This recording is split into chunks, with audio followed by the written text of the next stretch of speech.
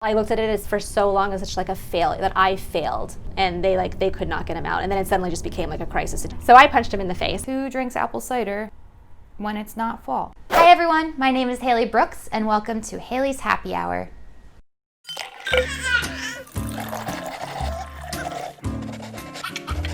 Uh-oh, Mom.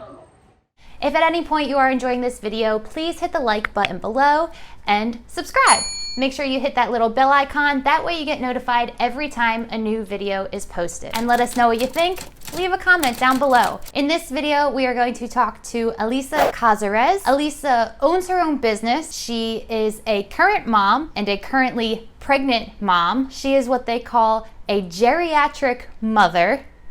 That's a real term. We are going to talk about her birth story with her first child, and we are going to talk about her experience as a mom later in life. That didn't really go as planned. But first, we need a cocktail, so I'm gonna show you how to make a apple cider mocktail mule. For today's cocktail, it's actually going to be a mocktail. Alisa is pregnant and she's vegan, so we're going to have water. No, not really.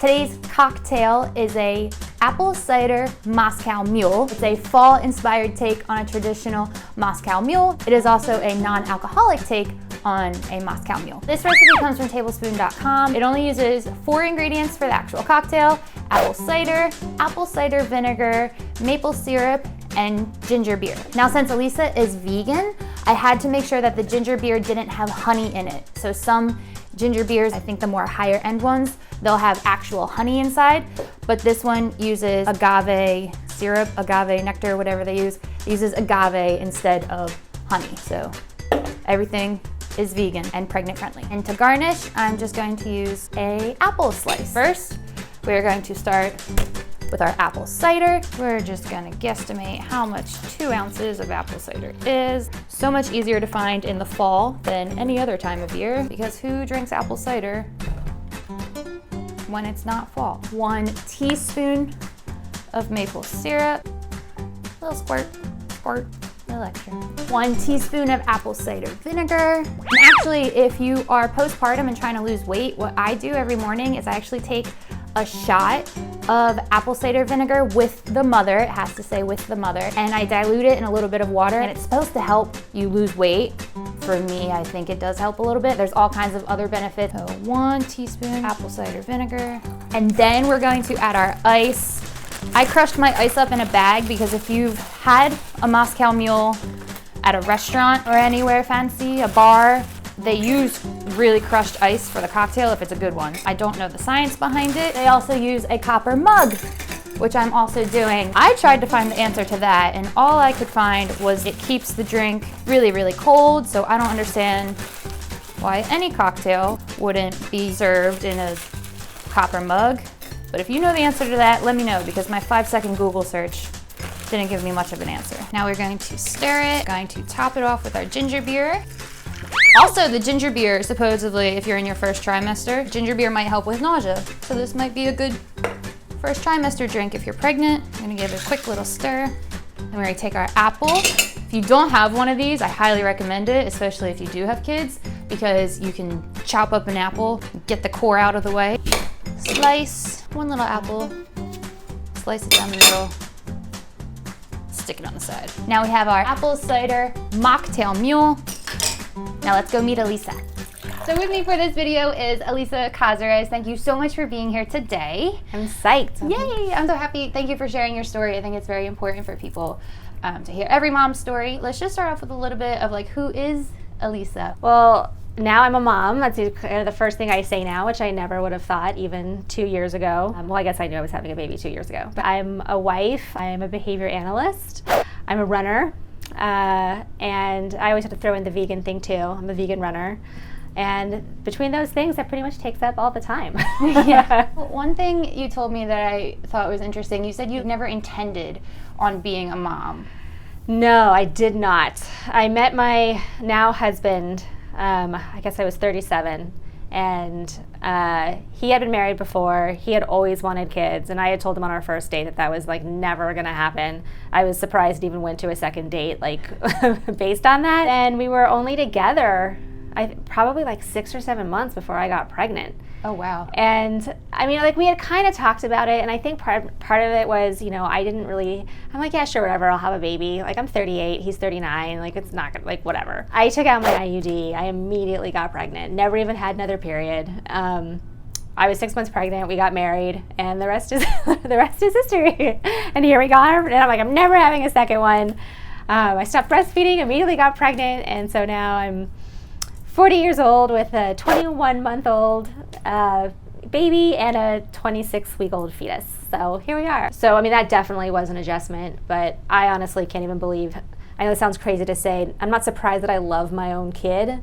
It's just, he's such a joy, like he brings me like such happiness and such joy, and it's just not something that like I ever thought that I would want, let alone a second one. The time just flies by. Everyone tells you, especially the first year, it goes by so fast. The tens of times I was told that doesn't even like measure up with how fast it went by. It's been just a crazy, unexpected adventure. Happy little surprises. Yeah. So you did say you own your own business. What is your business? What do you do? So I co-own an NPA, it's a non-public agency. I'm a behavior analyst, and so we provide services to children and adults who have severe behavior, cognitively impaired, just whatever the struggle is, we're there. People like on like the spectrum, or is it just like That's what anger people issues? know us as, because people on the spectrum, they get funding. And so, that's just unfortunately how, insurance works and diagnoses work, is you kind of have to have a diagnosis to get the funding, and autism is one of the big ones. But as behavior analysts, like that's just a label to us. We're looking at the behavior, and if you want to call that autism, that's fine. But we work with everyone, Down syndrome kids, Fragile X kids, oppositional defiance disorder kids, everybody. We have some kids, they don't have a diagnosis, they've just struggled. They just have behavior problems. They have, problems, dealing with authority. They're kids who are just, they're kind of forgotten by the system. And so of course they're going to have severe behavior. And so we try to go in and just undo all that and reteach them and let them know that, that we're on their side. And we help establish paths for success for them. Behavior analysis is behavior analysis. It doesn't matter what the diagnosis is. We just treat the behavior. So that's a lot of stress. Owning your own business, having a young kid already, and then also being pregnant. How are you doing it? Do you have any tips and tricks even? Oh my goodness. You have to exercise. And when you're not pregnant, a drink once in a while is cool. Again, like my business was established before I got pregnant. My business partner actually got pregnant when it was just the two of us. Mm-hmm. I mean, I was stressed out for both of us, but even for her, and she had a very difficult pregnancy. She was, I forget what it's called, the hypergravidia, when you're like throwing up all the crazy, time, you can't even leave the bed. I call it the Amy Schumer one because I know it's the Amy Schumer one. Like it was that bad with both of her pregnancies. But by the time that I got pregnant, we were pretty established. We have an office administrator to help with tasks. So again, like I was in that way, like I know a lot of people don't have that. Right, you're just very fortunate in that way. Yeah, and so I was very lucky. I didn't have to argue or fight with anybody for maternity leave or work that out. I was just able to take the time that I needed in a way, because I'm always needed because it's my business. Right. But at the same time, it's just, it's a luxury that most people don't have. But, I also have a husband who really, really wanted kids more than I did. And so we had a deal, that this was going to be a 50-50 thing. It wasn't going to be a one, default to mom. Right. Kind of is sometimes. I mean, also the pandemic, of course, has had, massive impacts financially on everybody, but for us, he's been working from home. He's a software engineer, so it doesn't really matter where he is. He's at home, and that's just been a huge help. Just to have him at home. So it's just at 5 o'clock every day when our childcare leaves. Doesn't matter if I'm done working or not. I just have to take over. But now that he's home, I don't really have to take over now. I can continue working. So it's actually been really helpful to have him working from home. I don't know how long that's going to last. I just have other things to do. I guess I'm a runner. I was super depressed when I couldn't run. As soon as I was able to run again, I had a C-section, and so it was a long road back, and it was really frustrating. But once the months passed, and once I kind of got back into my routine, it was just really important to just take that time for myself. So running's kind of like your self-care. Yeah, for sure. I was just told that I can't run anymore for the rest of my pregnancy. No. Power walk? Can you at least do Yes, that? and Okay. that's actually, I did that in my last pregnancy. I know somebody who's like, she's an Olympic level like power walker. She taught me how to do it. It's really hard. How does that work? Because like, where do you cross the line into running? There's a whole, like, one foot always has to be on the ground, and they're fast. Like, I know they look so silly. That girl can like walk a 5K faster than I can run a 5K. And like, I'm not slow. Like, I'm like a pretty good runner, and I swear that this woman can walk faster than I can run. So I know you said that in jest, but yeah, it's actually, and it's really good for your ligaments. So I might actually get back into it. So you did kind of lightly mention like your first birth was like a bad situation. You had to go into C-section. Can you tell me what happened there?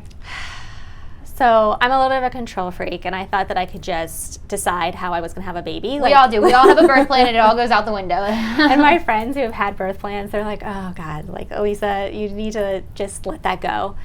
I just had my heart set on a natural birth, and that was what was going to happen. And when I went to, like the hospital classes, they said like a third of you will have C-sections. I stopped paying attention. I'm like, not me. And, I like didn't even pay attention. We did the Bradley classes, and in one way, I think they were really great because I just learned a lot about childbirth and what happens to your body, and it really was educational for me. Mm-hmm. What are Bradley classes? It's like Momma. It's like one of the like strategies of natural childbirth. Breathing. Yeah, breathing, philosophy, and they don't like you to take any medicine, nothing, no intervention at all. Okay. And so the plus side was that I really did learn a lot about the female body that I didn't know, and so did my husband. And like we learned how to like breathing exercises, mantras to like get through it when it gets hard, and also just preparation of what's actually happening to your body. And in that sense, it was really great. Yeah. And when you say natural birth too, like, do you mean completely natural? Completely natural. No epidural, no nothing? No epidural, no inducement, nothing. They don't even want you to take a Tylenol if you have a headache. I took a couple of Tylenols. The problem is that like from my experience, if everything goes according to plan, I think it's really great. But they don't really give you a backup or like any alternative if things like don't go right. So I got to 40 weeks, nothing's happening, 41 weeks, 42 weeks. And you're not supposed to go past 42 weeks. But like they really like got into my brain. And it's crazy because I am like not a conspiracy theorist. I've spent like 15 years in grad school. Like I respect medical science. Yeah. I've never done anything against like medical advice in my life. And I'm like, no, you're not inducing me. And also because I'm older, I had like the regular fetal monitoring appointment, so I could see the baby, and he was fine. And if I wasn't able to see the baby twice a week, it's possible I might not have let it go so far. Right. But my husband and I decided, as long as mom's okay and baby's okay, we're just going to keep this going. So at 43 weeks, I got up off the couch and I couldn't walk into the bedroom.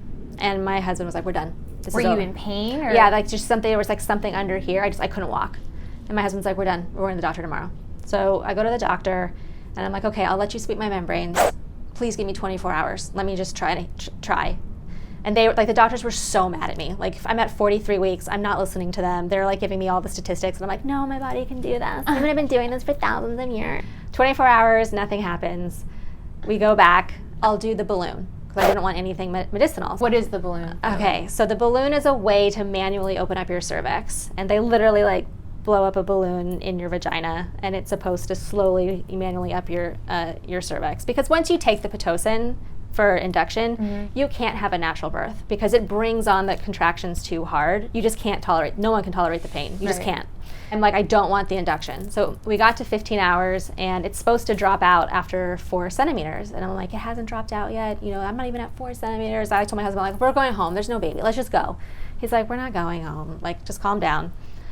It had gotten to 4. It just got stuck. So I'm like, okay, cool. So they took it out, no problem. So I'm at 4. I'm like, this is going to be cool.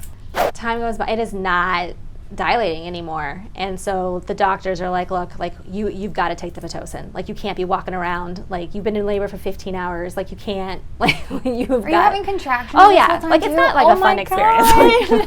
But it was, and that's like where the Bradley stuff like helped. Like I got through it. got through it.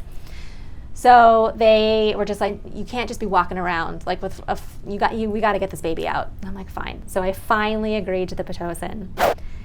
And I dozed off, and then I just woke up. I mean, I don't want to tell women know what it's like to have childbirth, but I had been having contraction I was in labor for 15 hours. There is a difference between labor before Pitocin and labor after Pitocin. The contractions came so hard that my water immediately broke and he spun around. And I went into back labor, like immediately.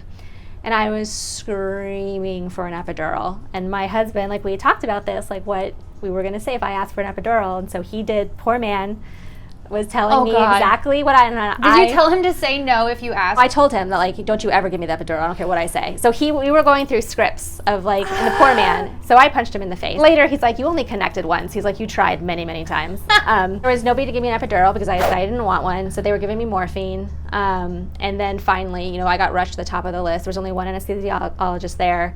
I got rushed to the top of the list, and, you know, I got an epidural.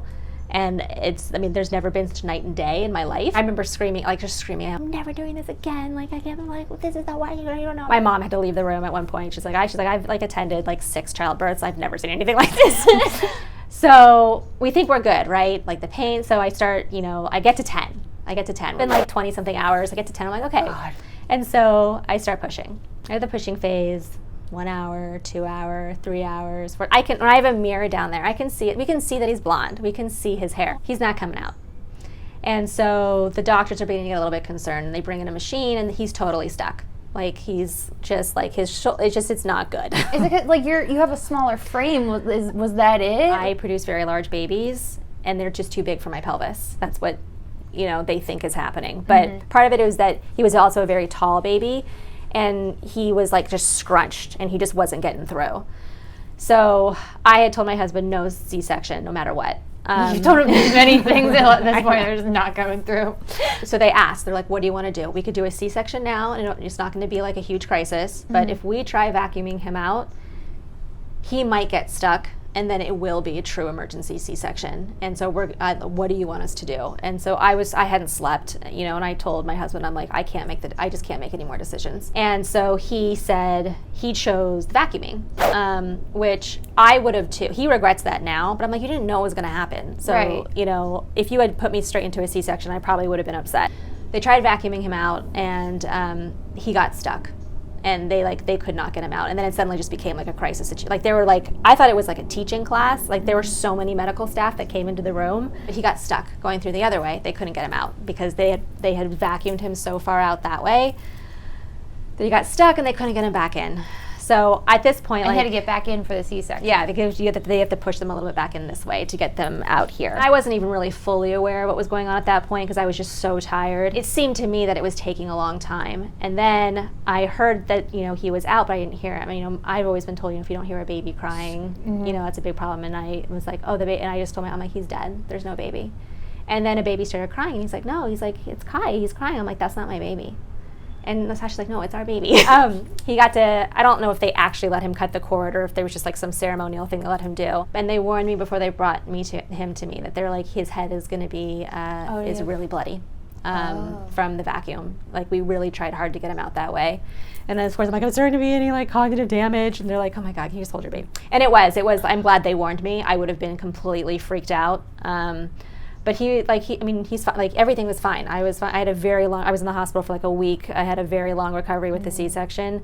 But, you know, he was fine. I was, you know, fine. But I had my heart so set. I couldn't talk about his birth for like 3 months without crying. Yeah, I know that.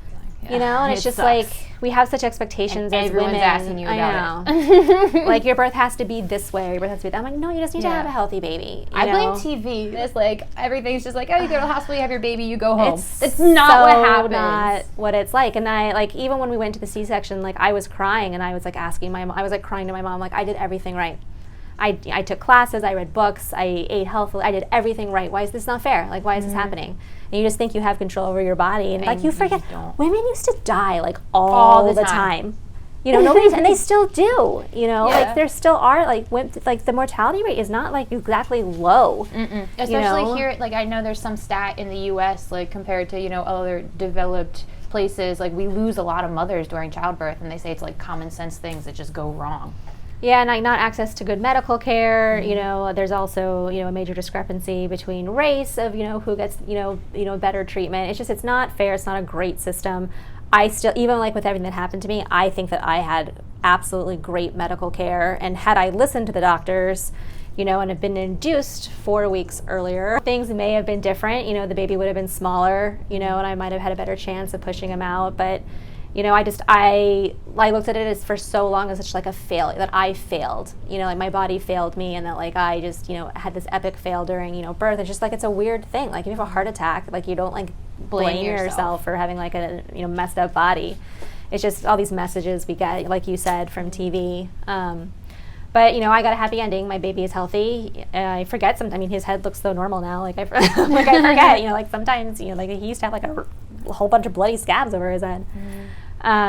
So again, like that was really hard for me, but like other things that are hard for other women were easy for me. I had no problem breastfeeding, and I know that C-section moms sometimes have a hard time, you know, latching and breastfeeding. That came really easy and natural for us. Overall, that pregnancy, you know, I didn't really have morning sickness. Like I had a pretty easy pregnancy, you know. So you kind of take the good with the bad. Yeah, this one they're saying, I was really hoping for a VBAC, and initially they said that I was a good candidate for it. But she's measuring kind of big, and they're like, you know, let's just get you in and out of the hospital as fast. They're like, if you go into labor early, you know, we can try for a vaginal birth. We're not doing this 43 weeks thing this time. Right. At 39 weeks, if you don't have a baby, you're having a C-section. I'm like, okay. That's kind of changed recently, right? It used to be like if you had a C-section, from then on out, you could only have C-sections, right? But now you can kind of Yeah, my mom always said that when I was a kid. So I guess the science has changed. I don't know when that changed, but I think like there was some concern with like rupturing, like that was a big deal. And I know that you have to have at least like 2 years between. So I would have just made the cutoff. I was gonna say, yeah, your kids are really close. And they actually say on paper, it's really 18 months you could do it. Okay. But because I'm a little bit older, it's a little riskier. So you can do it, but I think the main concern is just that your uterus, you have to be in really good health, because I don't, and I might be wrong, do fact check me on this. I think also if you have to be induced, you can't have a VBAC, because the contractions come on so much harder. It's possible it could rupture since there's already, you know, an incision there. So do you remember the actual like C-section itself? Yeah, I do. Because I was awake, and this is something else I didn't know also, was that if you have a C-section and you don't have an epidural, you can't be awake during the birth. And again, I don't know why. And they had warned me about that when I went in. I'm like, why are you telling me about a C-section? I'm going to have a beautiful birth. Like, what are you talking about? So, I mean, I was really lucky that I did get that epidural. So I was awake. And again, like I was really tired, I was really out of it, but I could actually feel them like working on me. And it didn't hurt or anything. I could just feel pressure. Like aware of it. Yeah, and part of it was the doctor was so good. She was just like talking to me. So like she was there with me in the beginning before things got like super, you know, crazy. So she had known, you know, that what I had wanted and how this was just not the outcome. So she was answering all my questions while she was like expertly like, you know, sewing me up. So I could definitely feel it, and I was aware of it. When Kai was born, were you just able to be there? Like, did you have to go to the NICU at all? No, he was fine. He actually had jaundice when he was born, but they were able to bring like the machine into like the recovery room, so I was able to be with him. And I think, that's really good. They did have to give him some formula, just because I know that like the eating and the pooping like helps with the, like flush the jaundice out. They did take him away, but not just to put him in the jaundice room. But he wasn't gone that long. And like his APGAR score was, you know, relatively high considering, you know, everything that happened. It was more cosmetic. It just looked really bad. And so when they like warned you like he's gonna be bloody, was that his blood or was that like your blood and they just couldn't No, clean it? It's from the vacuum, because it seals so hard. So like where it suctions his head, it was like a little monk of scabs around his head. And I forget about it until I look at his like, you know, when he's like a couple hours old. I'm like, oh my God, that cone head from the vacuum. So you're 40 now, right? Yeah. I know that used to be like an older age for pregnancy, but it's kind of like normal now, right? Like, they still call it advanced maternal age at 35. What a nice way to put it. My sister's third kid, she I think was 36, and she referred to herself as like a geriatric mother or something. I'm like, why would you say that's not nice? I say later in life, Mom. No, and she's like, no, that's the medical term. I was like, what? I'm like, Rebecca, don't talk about yourself that way. And she's no. That's the medical term, geriatric mother. She was 36. Wow. Yeah, so once you turn 35, you just that's just the medical cutoff. And you have greater risk, especially for like gestational diabetes. So in a way, it's kind of a blessing because I am very healthy, so I just get all this extra medical care. I used to think of 40 as like so old. You know, I'm like, oh my God, when I'm 40, I might as well be dead. I just don't feel that way. And I think about it, I'm like, oh God, like I'm gonna be the oldest mom in preschool and be like but it's actually not true. Like even in like, you know, the Fit for Mom classes, I'm not the oldest one there. The biggest issue for me is sometimes it's just like he has so much energy, you know, and I'm like, oh, I'm like so tired, you know, and I'm like, biologically, I guess there's a reason why teenagers can get pregnant is because, you know, they have so much energy, you know, but I still feel like I have, you know, a fair amount of energy for someone my age. Alisa is an amazing woman, and if you have a similar story or have any questions or comments that you want her to see, leave a comment down below. To hear other stories from amazing women, check out some of these other videos. If you have a story you'd like to share, you can comment below or head over to @Haley's Happy Hour on Facebook or Instagram. I'd love to hear from you. Cheers.